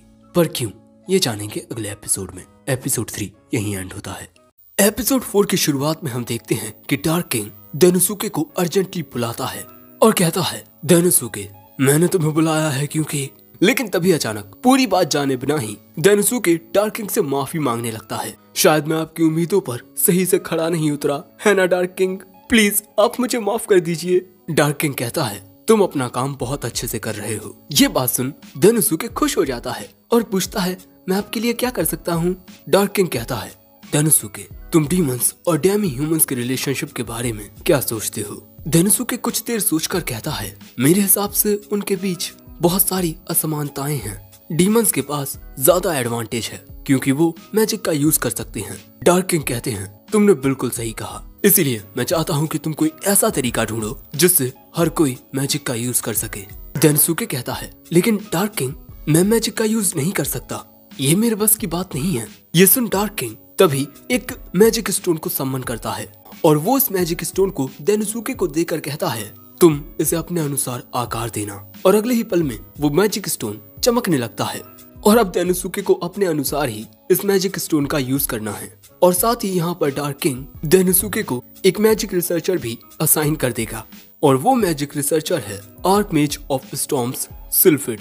मैंने उसके साथ बात कर ली है, लेकिन कोई भी गलती मत करना क्योंकि गलतियों पर सिल्फिड रहम नहीं दिखाती। ये बात सुन देनुसुके घबरा जाता है। अब अगले सीन में जब देनुसुके जा रहा था तब हम देखते हैं कि उल्मेंड्रा उसे छुपकर देख रही थी और यहाँ पर वो काफी खुश थी क्योंकि कुछ वक्त पहले देनुसुके ने उल्मेंड्रा को ये मैजिक स्टोन दिया। दूसरी ओर देनुसुके डीमन लॉर्ड के द्वारा दिए गए मैजिक स्टोन को देख सोच रहा था कि मैजिक स्टोन्स में मैजिकल पावर होती है और इसका यूज करके कोई भी शख्स मैजिक का यूज कर सकता है। जब वो अपना काम कर रहा था तभी ओलुलु उसके लिए चाय लेकर आती है और कहती है, आप तो कुछ ज्यादा ही काम कर रहे हैं। लेकिन तभी देनुसुके ओलुलु से पूछता है, क्या मैजिक स्टोन का यूज करके डेमी ह्यूमंस भी मैजिक का यूज कर सकते हैं। वो कहती है, हाँ शायद, पर मैजिक का यूज करने के लिए स्किल्स की जरूरत होती है। जो जान देनुसुके कहता है, ओह तो मैजिक यूज करने की असली चाबी स्किल है। और फिर वो मन में कहता है, मुझे इस दुनिया की मैजिकल पावर के बारे में और जानना होगा, जिसके लिए मुझे मिस्टर सिल्फिड से बात करनी होगी। जिसके बाद वो मिस्टर सिल्फिड से मिलने उनके कमरे के पास आकर दरवाजा खटखटाता है, लेकिन दरवाजा मिस्टर सिल्फिड की असिस्टेंट बेलिंडा खोलती है। लेकिन उसे पता नहीं होता कि देनुसुके कौन है। देनुसुके उसे बताता है कि वो 4 इलाइट जनरल्स में से एक है और वो यहाँ डीमन लॉर्ड के ऑर्डर पर आया है। लेकिन बेलिंडा बताती है कि मिस्टर सिल्फिड यहाँ पर नहीं है। देनुसुके कहता है, लेकिन डीमन लॉर्ड ने तो कहा था कि उन्होंने सारी बात कर ली है। लेकिन बेलिंडा कहती है, मिस्टर सिल्फिड यहाँ नहीं है, अब आप यहाँ से जा सकते हैं और जब वो आएंगे तब मैं आपको बता दूंगी। लेकिन तभी देनुसुके दरवाजा पकड़ के कहता है, तब क्या मैं आपसे बात कर सकता हूँ मिस असिस्टेंट। वहीं छुपकर उल्मेंड्रा ये सब देख रही थी। उसे लगता है कि देनुसुके बेलिंडा को पटाने की कोशिश कर रहा है। अब यहाँ बेलिंडा कहती है, मैं यहाँ बहुत ज्यादा बिजी हूँ मिस्टर देनुसुके, इसीलिए मैं आपसे ज्यादा देर बात नहीं कर पाऊंगी। देनुसुके कहता है, मैं बस तुमसे एक बात कहना चाहता हूँ, तुम ही असल में मिस्टर सिल्फिड हो, है ना। लेकिन वो कहती है, मैंने तुम्हें बताया ना, मैं उनकी असिस्टेंट हूँ। लेकिन देनुसुके कहता है, 3 वजह हैं जिनकी वजह से मुझे आप पर शक है। पहली कि आप चश्मा पहनते हो। किसी डीमन के लिए अपनी बॉडी को सुंदर दिखाना बहुत ज्यादा मायने रखता है। लेकिन आखिर आप ग्लासेस क्यों ही पहनोगी? आपकी नजरें तो कमजोर है नहीं, इसका मतलब ये नकली ग्लासेस हैं। और दूसरा आपका नाम, मैंने चेक किया है कि बेलिंडा ये नाम डीमन लॉर्ड की आर्मी के ऑर्गेनाइजेशनल चार्ट पर नहीं है। और फिर आखिरी रीजन, डीमन लॉर्ड ने मुझे बताया है कि सिल्फिड को ज्यादा काम करना पसंद नहीं, इसीलिए काम से बचने के लिए वो अक्सर अपना रूप बदलती रहती हैं। अब ये बात सुन बेलिंडा कहती है, ठीक है मैं मानती हूँ कि मैं ही one of the 4 elite generals Sylphid हूँ। डेनोसुके पूछता है कि आप ये अजीब सा कॉस्ट्यूम पहनकर अपनी आइडेंटिटी क्यों छुपाती हैं? वो कहती है अगर लोगों को पता चल गया कि मैं कैसी दिखती हूँ तब वो मेरे ऊपर बहुत सारा काम थोपने लगेंगे, और वो यहाँ डेनोसुके के साथ काम करने से भी मना कर देती है। डेनोसुके कहता है लेकिन डीमन लॉर्ड ने तो आपसे बात कर ली थी ना। वो कहती है कि उसे कोई फर्क नहीं पड़ता, और वैसे भी वो एक ऐसी चीज क्यों बनाएगी जो पहले से ही बनी हुई है, क्योंकि तुमने मेरी रियल आइडेंटिटी को पहचान लिया है, इसीलिए मैं रिवॉर्ड के रूप में तुम्हें एक स्पेशल चीज बताती हूँ। वो डेनोसुके को एक अजीब सा मैजिक स्टोन दिखाती है, और इस मैजिक स्टोन में काफी सारे छोटे छोटे मैजिक स्टोन्स लगे हुए हैं जिनमें अलग अलग टाइप के स्पेल्स हैं, यानी कि इसकी मदद से कोई भी शख्स मैजिक का यूज कर सकता है। और सिल्फिड ने ये मैजिकल डिवाइस सालों की मेहनत की रिसर्च के बाद बनाया है, लेकिन सिर्फ एक मैजिक स्टोन बनाने में 10 मिलियन गोल्ड कॉइन्स लगे हैं। साथ ही हाई क्वालिटी ओर्स को ढूंढना भी बहुत मुश्किल होता है। अब अगर तुम ऐसे मैजिक स्टोन्स बनाना चाहते हो तब तुम्हें चाहिए होगा अनलिमिटेड बजट। देखो ऐसे मैजिकल डिवाइसेस बनाना बहुत मुश्किल होता है, इसीलिए तुम्हें हार मान लेनी चाहिए। लेकिन उसकी बात सुन डेनोसुके कहता है मिस सिल्फिड, इस मैजिक आइटम को बनाने के लिए काफी सारे मैजिक स्टोन्स की जरूरत पड़ती है ताकि इसको यूज करने वाला काफी सारे स्पेल्स का यूज कर सके, है ना? तो क्यों ना हम ऐसे मैजिकल आइटम बनाएं जिसमें सिर्फ एक मैजिक स्टोन लगा हो और उस मैजिक स्टोन को यूज करने वाला सिर्फ एक ही स्पेल का यूज कर पाएगा। कई बार हमें नए प्रोडक्ट बनाने के लिए उनमें नई चीजें ऐड नहीं करनी पड़ती, बल्कि पुरानी चीजों को ही हटाना पड़ता है। सिल्फिड भी समझती है कि कम मैजिक स्टोन्स का मतलब है कम बजट। तभी डेनोसुके इस मैजिक स्टोन को निकाल कर कहता है क्या हम इसका इस्तेमाल करके उस मैजिक आइटम को बनाने की कोशिश कर सकते हैं। सिल्फिड को डेनोसुके का ये आइडिया काफी अच्छा लगता है, जिसके बाद वो उस मैजिक स्टोन को लेकर अपना सीक्रेट रूम खोलती है और कहती है इस नए मैजिकल डिवाइस को बनाने के लिए मैं पूरी रात जागने वाली हूँ और इसमें आपको भी मेरा साथ देना होगा। जिसके बाद वो डेनोसुके को पकड़कर उसे अपने साथ खींचकर ले जाने लगती है। अब काफी देर गुजर जाने के बाद भी जब डेनोसुके बाहर नहीं निकलता तब उलमेंड्रा को चिंता होने लगती है, इसीलिए वो दरवाजा खोलने की कोशिश करती है, लेकिन दरवाजे तो खुलते ही नहीं। अब सुबह हो जाती है और पूरी रात बेचारा डेनोसुके सिल्फिड की मदद करता रहा। पूरी रात की मेहनत के बाद सिल्फिड शायद उस मैजिक आइटम को बना लेती है और उसे रोजमेरिन नाम देती है। और क्योंकि इस मैजिक आइटम को बनाने में कम मैजिक स्टोन्स का यूज हुआ है, इसीलिए इसे बनाने का खर्चा भी कम आया है। अब बारी है इसे टेस्ट करने की और इसका टेस्ट सब्जेक्ट बनेगा डेनोसुके। लेकिन ऐसा करने से पहले डेनोसुके थोड़ा आराम करने के लिए वक्त मांगता है। सिल्फिड 1 घंटे का थोड़ा ही वक्त देती है। अब इस कमरे से बाहर निकलने के लिए डेनोसुके जाने लगता है ताकि यहाँ से जाकर वो कुछ खाए और फिर थोड़ी नींद ले। लेकिन तभी अचानक दरवाजा खुल जाता है, जिसे उलमेंड्रा बहुत देर से खोलने की कोशिश कर रही थी। दरवाजा खुलने से बेचारा डेनोसुके वहीं गिर पड़ता है। उलमेंड्रा पूछती है कि तुम पूरी रात यहाँ क्या कर रहे थे, लेकिन डेनोसुके की हालत देख वो उसके पास आकर कहती है हे तुम ठीक तो हो ना। लेकिन तभी वहाँ सिल्फिड आकर कहती है अगर तुम्हें इतना शोर मचाना है तो बाहर जाकर मचाओ। लेकिन उलमेंड्रा पूछती है कि वो लड़की कहाँ गई। सिल्फिड कहती है कौन लड़की, यहाँ पर सिर्फ मैं और डेनोसुके हैं। तभी यहाँ पर ये दोनों आती हैं और वो इन्हें बताती हैं कि एक इमरजेंसी आ गई है। कहीं से फुटप्रिंट बर्ड्स का एक झुंड आ गया है और उसने काफी सारे टाउन्स पर हमला कर दिया है। फिर हमें पता चलता है कि फुटप्रिंट बर्ड्स बहुत ही ज्यादा खतरनाक होती हैं, इसीलिए डीमन लॉर्ड ने उन्हें खत्म करने का आदेश दिया है। इसीलिए ये लड़की उलमेंड्रा को यहाँ से ले जाने लगती है, क्योंकि यही लड़ने में सबसे ज्यादा ताकतवर है। उसके यहाँ से जाने के बाद सिल्फिड कहता है अरे इस कॉस्ट्यूम में से आदमी की आवाज आ रही है, इसीलिए मुझे तो लगता है कि सभी को लगता है कि सिल्फिड एक आदमी है। वैसे तभी सिल्फिड कहता है हमारे नए मैजिक आइटम को टेस्ट करने का ये काफी अच्छा मौका है। भैया यहाँ सिल्फिड के इरादे मुझे नेक नहीं लगते। जिसके बाद सिल्फिड और डेनोसुके एक जगह पर आते हैं। हाँ, इसी जगह पर ये लोग उस नए डिवाइस की टेस्टिंग करने वाले हैं। लेकिन तभी यहाँ कुछ बच्चों को देख डेनोसुके कहता है बच्चों यहाँ से चले जाओ, यहाँ पर खतरा है। जिसके बाद हम देखते हैं कि सिल्फिड अपने मैजिक का यूज करके इस मैजिकल डिवाइस में फायर मैजिक सेट कर देती है और इसके बाद वो इसे डेनोसुके को ट्राई करने को कहती है।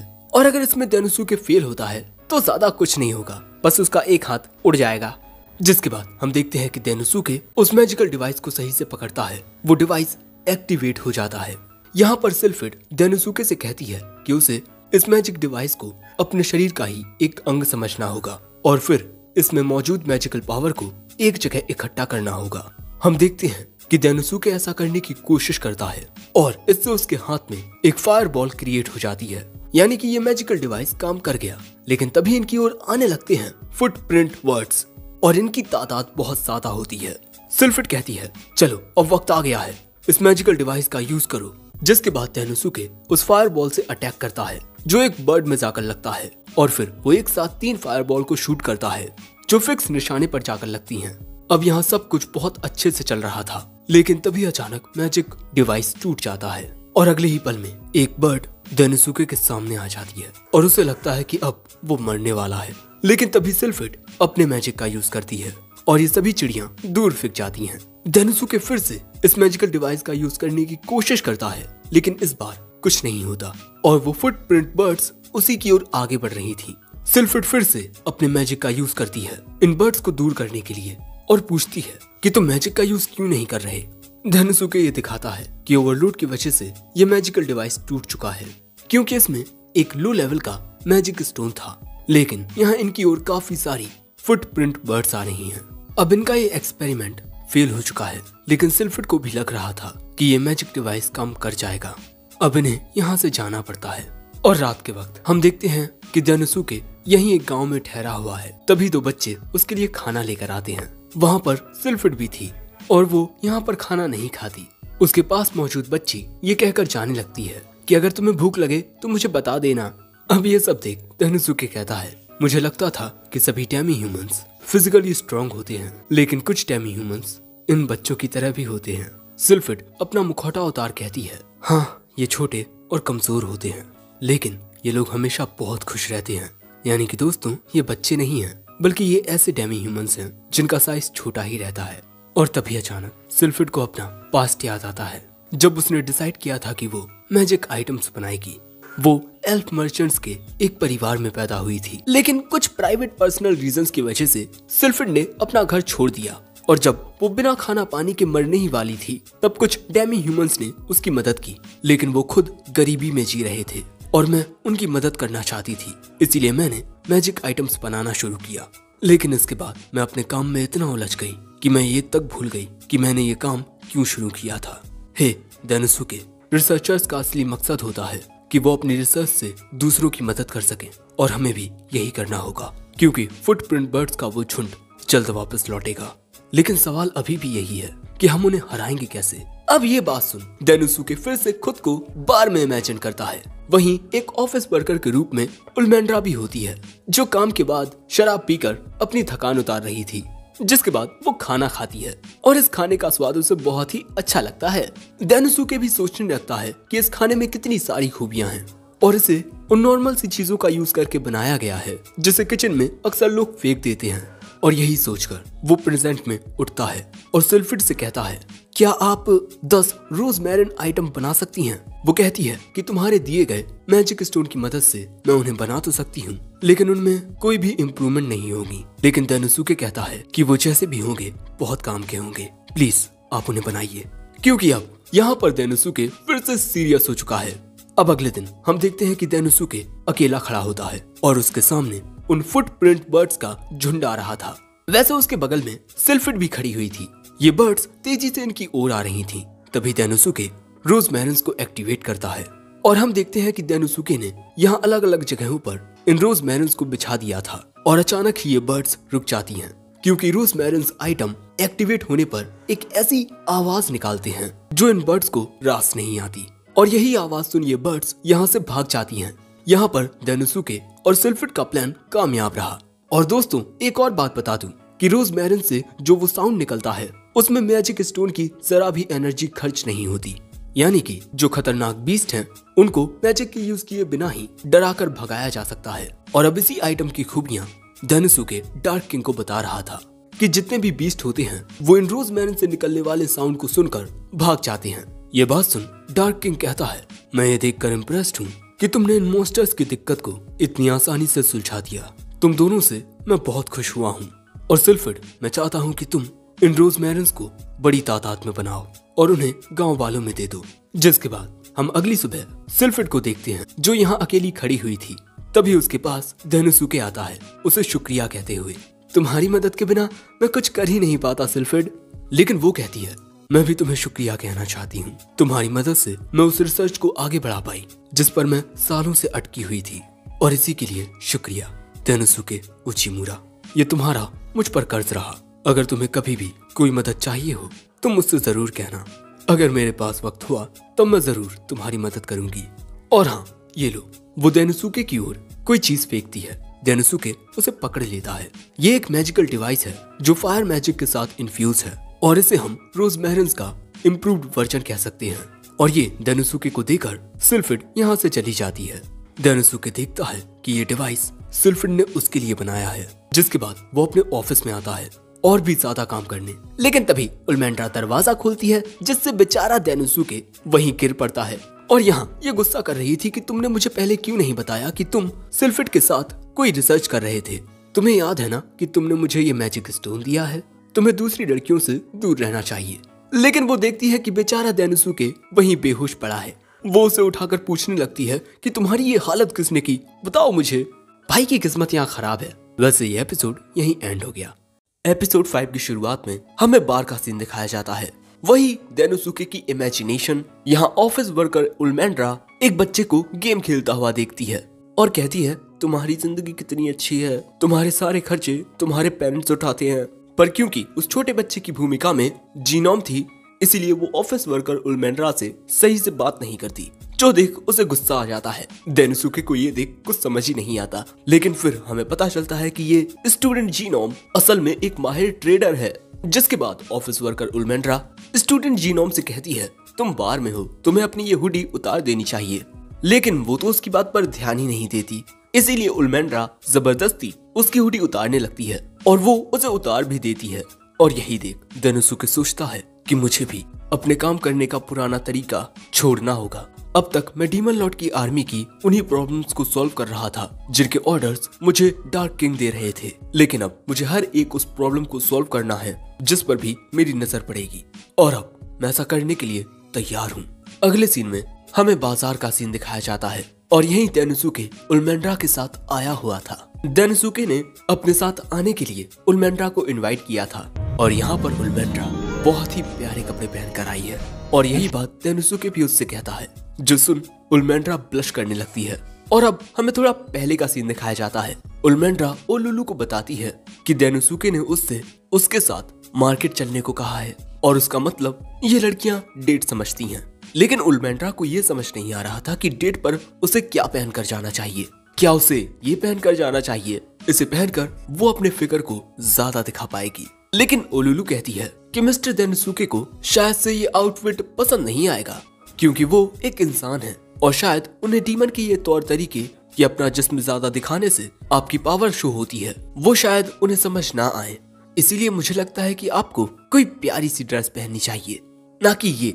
इसमें आपको देखकर मिस्टर तेनुसुके के तोते ही उड़ जाएंगे। और अब प्रेजेंट में ओलुलु की सलाह के लिए मन ही मन उल्मेंड्रा उसे शुक्रिया कह रही थी। लेकिन तभी तेनुसुके कहता है, तुम्हारी मदद से मैं ये रिसर्च अच्छे से कर पाऊंगा। दोस्तों, असल में तेनुसुके उल्मेंड्रा के साथ इस बाजार में एक रिसर्च करने आया है और बेचारी उल्मेंड्रा कुछ और ही सोच रही थी। जिसके बाद तेनुसुके तो आगे बढ़ने लगता है, लेकिन उल्मेंड्रा गुस्से की आग में चलने लगती है। फिर तेनुसुके उसे बताता है कि इस बाजार में वो इन्फॉर्मेशन को इकट्ठा करने आए हैं। दूसरों के ओपिनियंस जानकर हम इस बात को बेहतर तरीके से समझ सकते हैं कि लोगों को किस चीज की जरूरत है। वैसे इन्फॉर्मेशन इकट्ठा करने के साथ साथ हम इस बाजार में घूमेंगे भी, जो सुन उल्मेंड्रा मन में कहती है, लेकिन फिर भी ये एक डेट नहीं है। जिसके बाद तेनुसुके एक दुकान पर आता है और ये दुकानदार तेनुसुके को पहले से जानता है कि ये विदेश से आया हुआ डीमन किंग की आर्मी का नया इलाइट जनरल है। साथ ही वो ये भी बताता है कि उसने ये बात एक मर्चेंट से जानी है। अब ये सुन तेनुसुके को आइडिया आता है कि वो मर्चेंट्स के जरिए काफी इंफॉर्मेशन को इकट्ठा कर सकता है। लेकिन तेनुसुके के साथ उल्मेंड्रा को देख इस दुकानदार को लगता है कि कहीं ये दोनों यहाँ। सो उल्मेंड्रा कहती है कि कुछ भी गलत मत सोचना, हम बस यहाँ पर सर्वे करने आए हैं। जिसके बाद ये दुकानदार इन दोनों को अपना स्पेशल प्रोडक्ट दिखाता है, प्योर सोने से बने हुए बर्तन। और अगर ये खरीदना चाहें तब वो इन्हें इस कप के पेयर पर डिस्काउंट भी देगा, जो गर्लफ्रेंड और बॉयफ्रेंड के लिए बने हैं। ये सुनते ही तेनुसुके कहता है, मैं इन्हें खरीदूंगा, लेकिन बदले में मैं तुमसे कुछ पूछना चाहता हूँ। लेकिन उल्मेंड्रा सोचने लगती है कि ये कहीं इन कप्स को हमारे लिए तो नहीं खरीद रहा। जिसके बाद डेनोसुके उन्हें खरीद लेता है और कहता है, मैंने रिसर्च से रिलेटेड जानकारी भी ले ली है और ये सामान भी खरीद लिया है। बेचारी उल्मेंड्रा, इसे फिर से गलतफहमी हो गई। जिसके बाद हमें बाजार की कुछ और चीजें दिखाई जाती हैं और डेनोसुके हर एक चीज को अच्छे से नोट कर रहा था। एंड इसके बाद अपनी रिसर्च से उसे जो रिजल्ट्स मिले हैं वो उन्हें बताना शुरू करता है कि इनकी जो नेगोशिएशन की पॉलिसी है वो एक तरीके से तो बिल्कुल सही काम कर रही है, लेकिन इसमें एक नेगेटिव साइड भी है, खाने की समस्या। इनके यहाँ जो खाने की मेन फसल है उसके प्राइस बहुत तेजी से बढ़ते जा रहे हैं, जिसका सीधा असर लोगों की जिंदगी पर पड़ रहा है। जब उल्मेंड्रा भी इस फसल को डीमन किंग की आर्मी के लिए खरीदने के लिए चाहती है तब उसे भी ये फसल बहुत महंगी पड़ती है, लेकिन फसल बेचने वालों को देखकर भी नहीं लगता कि वो इससे प्रॉफिट कमा रहे हैं। जो जान डेनोसुके कहता है, इस पूरी मार्केटिंग पॉलिसी में ही कोई बड़ी दिक्कत है। अब देखो, जो होलसेलर्स होते हैं वो किसानों से फसलों को कम कीमत पर खरीदते हैं, लेकिन वो उसी फसल को दुकानदारों को बहुत महंगे में देते हैं। इसीलिए ना चाहते हुए भी दुकानदारों को फसल की कीमत बढ़ानी पड़ती है ताकि कम से कम वो उतना तो कमा पाए जितना उन्होंने लगाया है। जो जान उल्मेंड्रा कहती है, तब हम होलसेलर्स के पास जाकर इस पूरी दिक्कत को सॉल्व कर सकते हैं। लेकिन डेनोसुके बताता है कि होलसेलर्स एक बहुत ही बड़ी कमर्शियल ऑर्गेनाइजेशन जिसे गिल्ड कहते हैं उसके द्वारा मैनेज किए जाते हैं। इसीलिए अगर हमने बिना सोचे समझे कोई भी कदम उठाया तो इससे हमें बड़ी दिक्कत हो सकती है। और इसके अलावा भी इस देश में काफी सारी दिक्कतें हैं। डीमंस और डेमी ह्यूमंस के बीच असमानताओं का होना भी एक बड़ी समस्या है, लेकिन सभी दिक्कतों को एक साथ हल नहीं किया जा सकता। एक बार में एक दिक्कत पर ध्यान देना होगा। और इसी के साथ इनकी आज की मार्केट रिसर्च खत्म होती है। तो अब आप क्या करना चाहेंगी मिस उल्मेंड्रा? क्योंकि अभी भी हमारे पास काफी वक्त है। उल्मेंड्रा को लगता है कि अब वो डेनोसुके के साथ अपनी डेट कर पाएगी, लेकिन तभी वहाँ मिस जीनोम आ जाती हैं। उसे देख डेनोसुके पूछता है, क्या आप यहाँ शॉपिंग करने आई हैं? लेकिन वो बताती है कि उसकी प्रजाति में आज के दिन एक रिवाज मनाया जाता है। इसमें जिन लोगों की आप परवाह करते हो आप उन्हें तोहफे देते हो, और यहाँ पर मिस जीनोम शायद इसी रिवाज के लिए तोहफे खरीदने आई हैं। लेकिन यहाँ जीनोम को देख उल्मेंड्रा को बहुत ज्यादा गुस्सा आ रहा था। लेकिन तभी यहाँ पर ये दो चूहे वाले डेमी ह्यूमन आते हैं जीनोम से मदद मांगने। जिसके बाद ये दोनों इन सभी को अपने स्टोर में लेकर आते हैं और फिर इन्हें बताते हैं कि पिछले कई सालों से ये दोनों हस्बैंड वाइफ अपने इस स्टोर में चीमोजू नाम का खाना बेचते आए हैं, लेकिन हर साल इनकी बिक्री कम होती जा रही थी और ये दोनों इसी बात से परेशान चल रहे थे कि तभी इनके पास एक मर्चेंट आया, एक काफी बड़ा मर्चेंट। उसका नाम बुटाकेलियन था। उसने कहा, क्योंकि फसलों की कीमत बहुत ज्यादा बढ़ गई है तो क्यों ना इस चीमोजू से भी पैसे कमाए जाएं, क्योंकि ये चीमोजू सस्ता होता है। और उसने इन्हें एक बहुत बड़ा ऑर्डर दिया, लेकिन जैसे ही इनका ऑर्डर पूरा होने वाला था उसने ये डील करने से मना कर दिया, ये कहकर कि मुझे पता नहीं था कि चीमोजू को सिर्फ एक दिन तक ही रखा जा सकता है, एक दिन बाद वो खराब हो जाते हैं। और क्योंकि इन दोनों ने इस डील को पूरा करने के लिए अपने सारे बचे हुए पैसों को चीमोजू बनाने में लगा दिया और अब इनके पास एक फूटी कौड़ी भी नहीं बची। सो अब मिस जीनोम डेनोसुके से कहती हैं, मैंने सुना है कि तुम एक बहुत ही अच्छे नेगोशिएटर होने के साथ साथ बहुत अच्छा खाना भी बना लेते हो, तब क्या तुम इस मैटर के बारे में कुछ कर सकते हो? ये सुन डेनोसुके सबसे पहले इस चीमोजू को लेकर इसे टेस्ट करता है और फिर सीरियस होकर कहता है, मैं आपके स्टोर को बचा सकता हूँ। ये बात सुन ये अंकल आंटी खुशी के मारे रोने ही लगते हैं। डेनोसुके कहता है, आप सारा काम मुझ पर छोड़ दीजिए। मिस जीनोम वहाँ से ये कहकर जाने लगती हैं कि ठीक है, अब ये काम तुम संभालो। उल्मेंड्रा कहती है, चल भाग यहाँ से, हम सब संभाल लेंगे, छू छू। अगले सीन में डेनोसुके अंकल आंटी से इनका गोल क्लियर करने को कहता है, क्योंकि एक बिजनेस में आपका गोल ही सबसे ज्यादा मायने रखता है कि आप कितने वक्त में क्या अचीव करना चाहते हैं। आपके द्वारा बना ये इतना सारा चीमोजू जिसकी बिक्री करने में आपको आधा महीना लगता, वो एक दिन बाद खराब हो जाएगा। इसका मतलब हमें आज के दिन के एंड तक ये सारे चीमोजू बेचने होंगे। ये तीनों कहते हैं, हाँ हम इसे बेचेंगे। आगे डेनोसुके बताता है, आपके इस चीमोजू नाम के खाने का स्वाद जहाँ से मैं आया हूँ वहाँ के एक खाने से बिल्कुल मिलता जुलता है, और सच मानिए ये बहुत ही अच्छा है, लेकिन इसमें थोड़ी कमी है। लेकिन हम इसी बात का फायदा उठाएंगे। हम चीमोजू को अलग अलग डिशेस के साथ बेच सकते हैं, लेकिन अब सवाल आता है कि हम इसे बेचने के लिए किस रेसिपी का यूज करें। तभी ये दोनों बताते हैं कि इनका बना चीमोजू एक काफी पुराना खाना है और इनके रेगुलर कस्टमर्स बूढ़े लोग ही हैं, लेकिन अब उनके बीच भी चीमोजू की पॉपुलैरिटी गिरती जा रही है। और नए बच्चे तो इस खाने के बारे में जानते तक नहीं। जो जान देनुसुके कहता है, हमारे पास ज्यादा वक्त नहीं है, हमें काम को आपस में बांटना होगा। अंकल आंटी और मैं चीमोजू बेचने के नए तरीकों के बारे में सोचने लगते हैं और आप मिस उल्मेंड्रा इसमें लिस्टेड स्टोर्स में जाइए और उनसे इसमें लिखी स्ट्रेटेजी के अनुसार मदद मांगिए। जिसके बाद उल्मेंड्रा यहाँ से चली जाती है। वैसे हम देखते हैं कि बाजार में काफी खेल दिखाए जा रहे हैं, लेकिन तभी ढोल बजाते हुए देनुसुके आता है। देवियों और सज्जनों, मेरी बात सुनिए, आज रुया है, एक फेस्टिवल जिसे हम एक साथ एंजॉय करेंगे।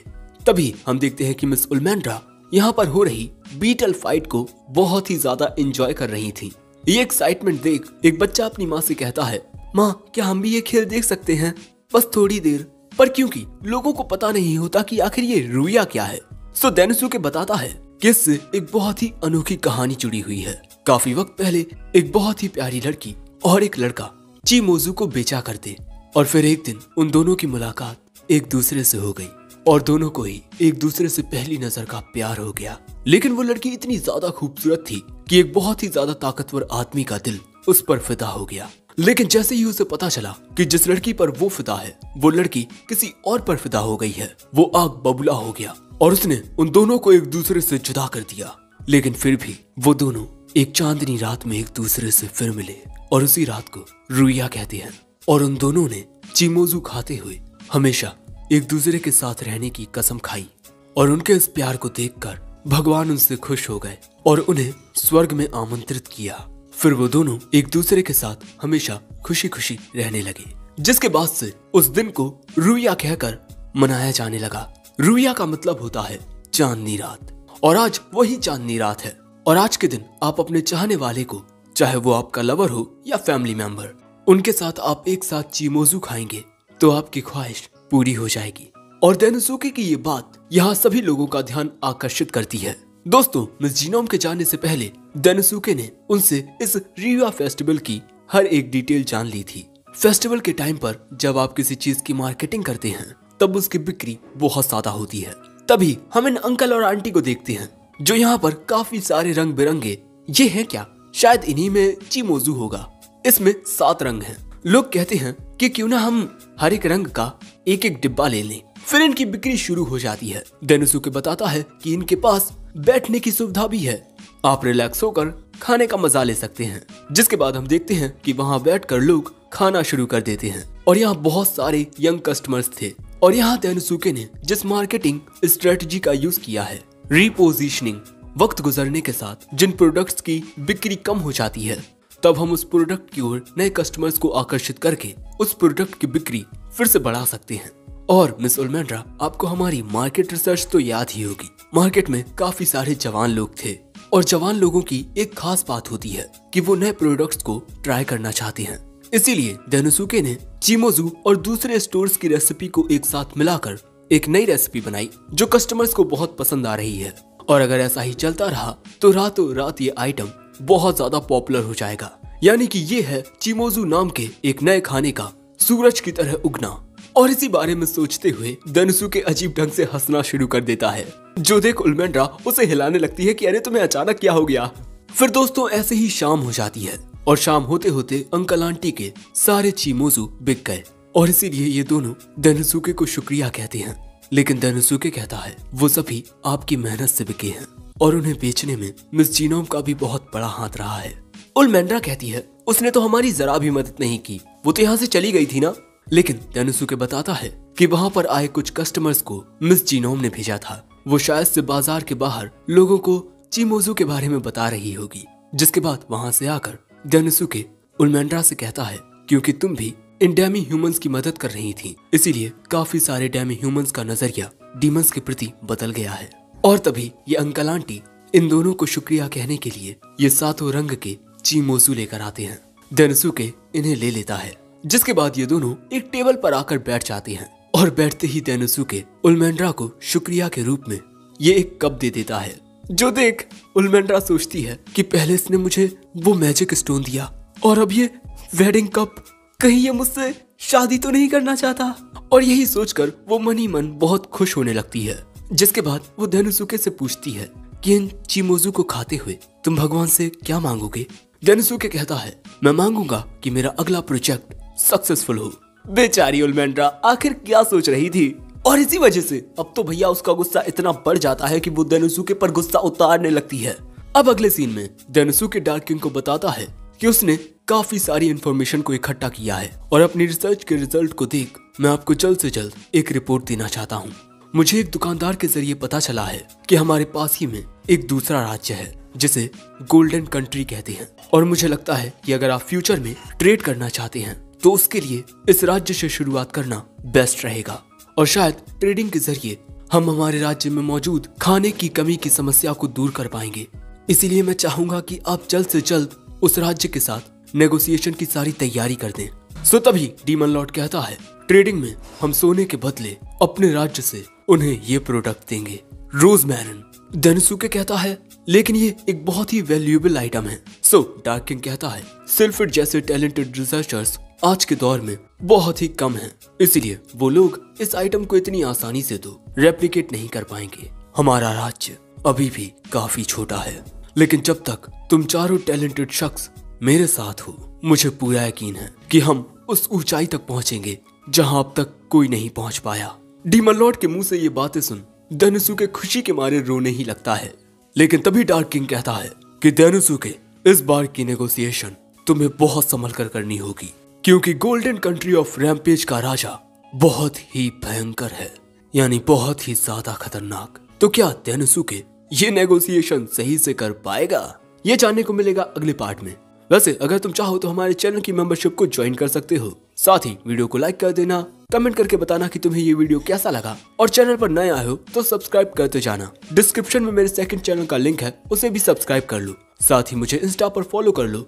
मैं मिलता हूँ जल्दी किसी और वीडियो में, तब तक के लिए सायोनारा।